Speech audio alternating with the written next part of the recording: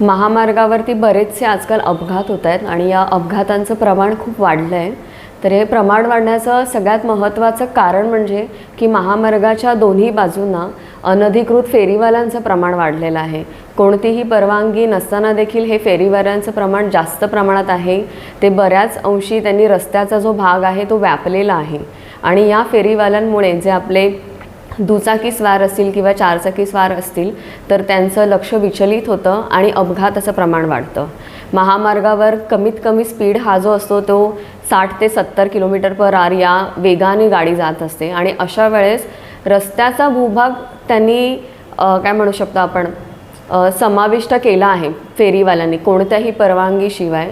त्यामुळे अपघाताचं प्रमाण वाढतंय आणि अशा अनेक तक्रारी आम्हाला विविध वर्तमानपत्रातून येत होत्या. तसेच नागरिकांच्याही बऱ्याचशा आम्हाला तक्रारी आल्या आणि या तक्रारींचं निवारण करण्यासाठी अंबरनाथ नगरपालिकेचा जो अतिक्रमण विभाग आहे तेथील कर्मचाऱ्यांना आज आम्ही सूचना दिल्या की आणि त्या सूचनेप्रमाणे त्यांनी ती कारवाई केलेली आहे.